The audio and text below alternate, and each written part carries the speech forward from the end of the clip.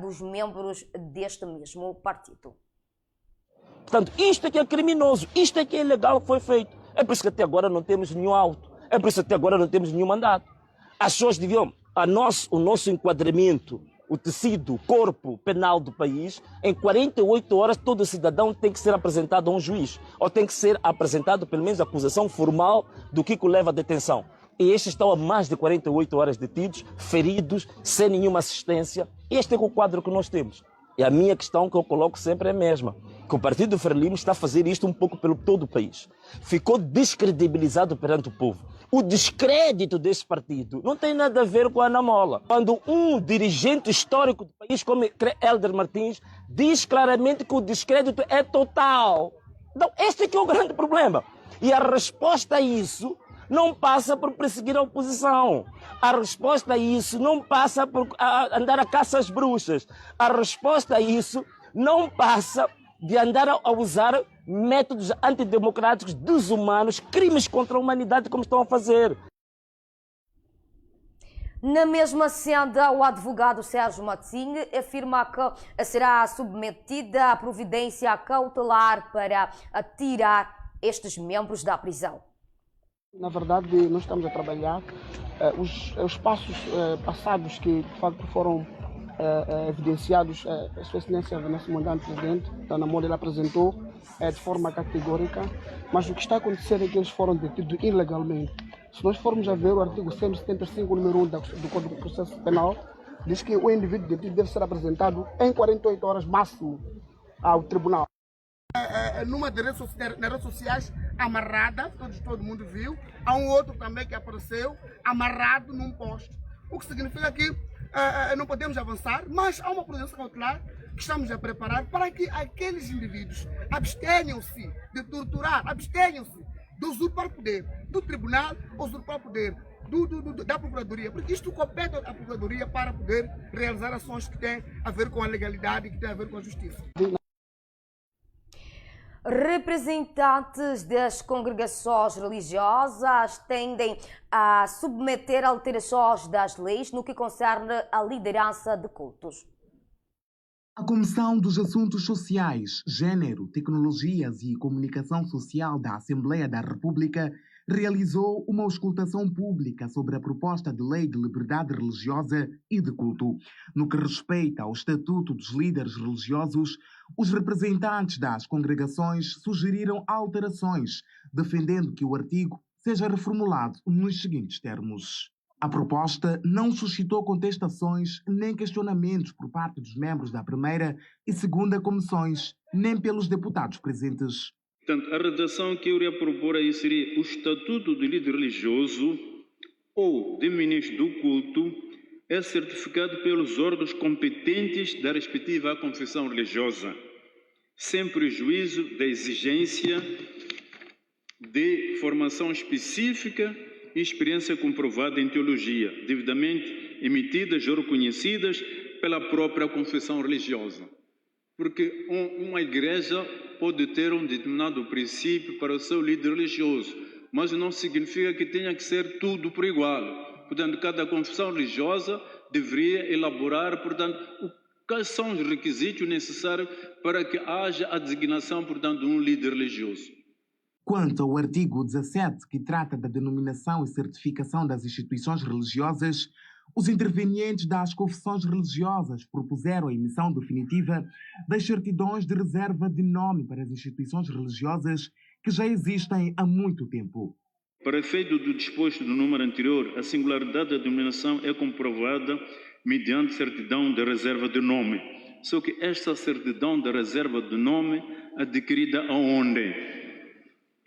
Porque o que acontece neste preciso momento, uma certidão reservada por uma instituição que não tem uma validade. Será que vamos continuar a trabalhar nesse modo de cada 3 meses ter que se emitir uma certidão? Porque uma certidão reservada é uma coisa que ainda está sendo montada. Eu estou montando uma instituição, então eu faço a reserva do nome e que é-me emitida uma certidão negativa. Mas eu penso que agora, tendo nós a lei que está sendo agora discutida, deveríamos pensar muito seriamente como é que nós iremos emitir isso. para que não tenhamos que, de 6 em 6 meses, temos que renovar, portanto, as certidões, porque as instituições do direito, enquanto passam aqueles 6 meses, não tem como, temos que ir, portanto, à Direção Nacional dos Registros, Direção Nacional dos Assuntos Religiosos, pedimos uma renovação. Portanto, nós achamos que uma igreja, ela já está devidamente registrada, deve ter as certidões que possam, pelo menos, ter uma validade de 1 ano, no mínimo. Relativamente ao artigo 18, que na proposta inicial previa 1. As confissões religiosas fixam livremente a sua doutrina, a qual não deve contrariar a Constituição da República e demais legislação aplicável. 2. A doutrina deve especificamente definir os princípios subjacentes à confissão religiosa, a crença e as práticas que apregoa. Os representantes das congregações propuseram a seguinte redação. Ele fala: Fizemos a questão de sugerir 2 propostas a esse mesmo artigo 18, que seria: as confissões religiosas têm liberdade para definir e ensinar a sua doutrina, devendo esta respeitar a Constituição da República, os direitos fundamentais, a legislação aplicável e os direitos de terceiros. O segundo, a doutrina deve especificar os princípios fundamentais da confissão religiosa, das crenças e das práticas que adota, garantindo em todos os casos a proteção da vida, da saúde, da integridade física e moral dos fiéis, bem como a liberdade de consciência e de crença de cada indivíduo. A Constituição da República não pode servir de ápice à liberdade religiosa, uma vez que a própria Constituição assegura o direito fundamental à liberdade de expressão. Sabemos que às vezes surgem alguns problemas respeitando a doutrina de cada confissão religiosa. Em uma situação que, num trabalho ligado à comunicação, deparei há bons anos aí atrás, concretamente no distrito de Massinga, em que havia a interdição de algumas confissões religiosas, sem especificar o nome, de quando as pessoas se encontrassem doentes fossem para o hospital. Acontece, porém, que quando iam ao hospital já era num estado terminal e morriam. E, consequentemente, surgiam boatos em que diziam que os hospitais matam as pessoas. Mas, entretanto, a responsabilidade era nossa de interditarmos. Porque nós temos que ter a ciência de que existem 2 aspectos aqui que nós devemos tomar em consideração.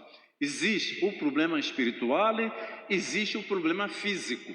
Já a linha A do número 2 do artigo 20, que versa sobre a existência de violações graves dos direitos humanos, gerou um debate forte e fervoroso na magna Casa do Povo, quando um dos intervenientes das congregações afirmou que as instituições religiosas não são e não devem ser regidas pela Carta dos Direitos Humanos, mas sim pelos livros sagrados. Na linha A, fala de violações reiteradas e graves dos direitos humanos.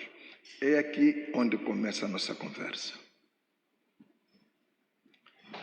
Primeiro, a instituição religiosa ou a confissão religiosa não é regida pela Carta Universal dos Direitos Humanos, mas sim pelos livros sagrados, seja a Bíblia, seja o Corão, o Torá e outros livros. Então, a Carta dos Direitos Humanos, no púlpito, não tem espaço. Esta declaração foi questionada pelos deputados.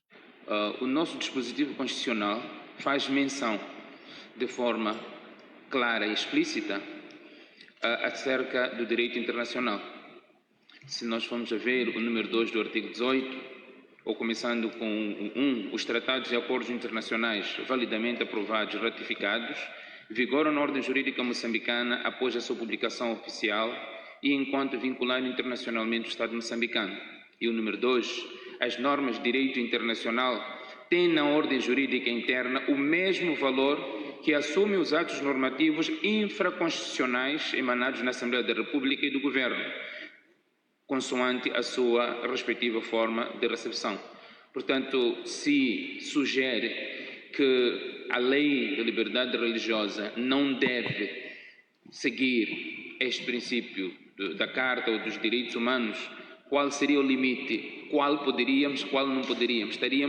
Se nós vamos excluir a Carta, nós estaríamos de forma indireta ou até direta a excluirmos a própria Constituição da República. É muito importante mantermos assim como está a proposta, porque a liberdade religiosa tem a ver mesmo com direitos fundamentais.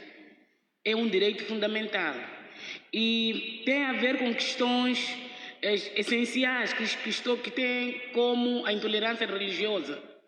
Se nós tirarmos, podemos não salvaguardar questões como práticas religiosas que violem a dignidade humana. No entanto, a congregação rebateu. Quando falarmos dos direitos humanos, no surgimento da igreja, e concordarmos que os direitos humanos têm que prevalecer, então não é igreja.